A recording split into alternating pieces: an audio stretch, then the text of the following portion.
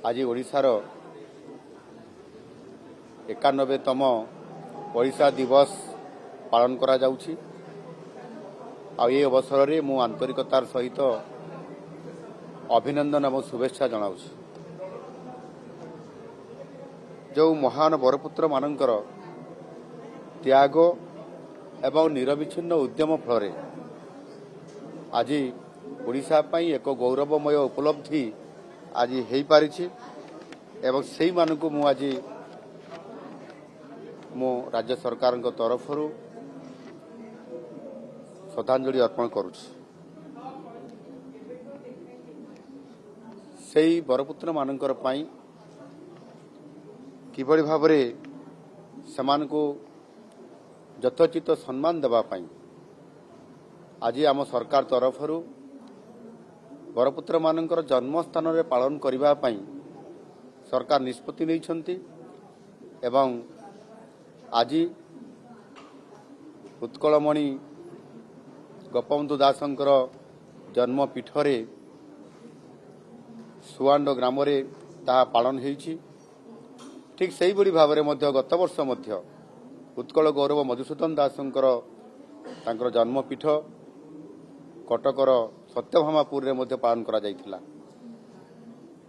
आमे तांकर जन्मस्थान तांकर स्मृति पीठर उन्नति करिबा एवं ता सहित से पीठरे पालन करिबा द्वारा सेमानकर उद्यम सेमानकर बलिदान एवं सेमानकर जो सेते बेले साहस देखैतिले स्वतंत्र ओडिशा प्रदेश गठन करिवार एनु निश्चित भाव में आज आम सरकार सेति पई गुरुत्व आरोप करिसंती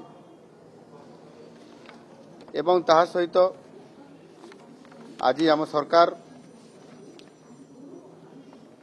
एक उद्यम आरंभ करिसंती नुआ सरकार आसिला परे जे आमे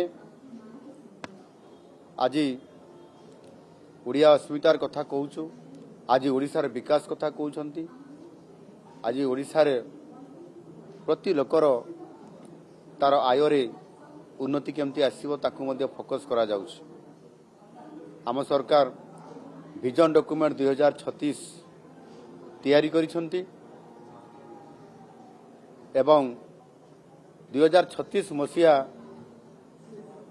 आम ओडिशा दिवस बा ओडिशा गठनर ये 100 वर्ष पूरण करिवो एवं सेही शतवार्षिकी पालन अवसर रे एक समृद्ध ओडिशार परिकल्पना ता सहित ओडिशा अर्थनीति दृष्टिकोण 500 बिलियन अमेरिकन डॉलर रो एक अर्थनीति हेबो ताकू आधार करी जो विजन डॉक्यूमेंट आम तैयारी करिछु से आधार रे आम कार्यक्रम आरंभ करिछु।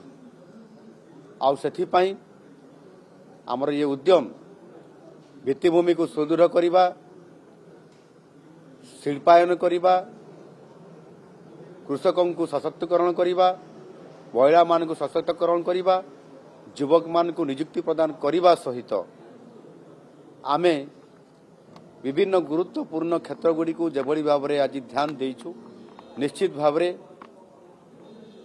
आगामी 2036 जो 10 वर्ष अछि ये 10 वर्ष होछि आम पई बड़ गुरुत्वपूर्ण आ सेति पई ये संकल्पर वर्ष ये 10 वर्ष हिसाब रे हम ग्रहण करी आमे हमर योजना विजन डॉक्यूमेंट 2036 को आधार करी आमे निश्चित भाबरे ये बड़ लक्ष्य पथरे आमे पहुंची पारिबो ये प्रकारर विश्वास रखी काम आरंभ करिछु।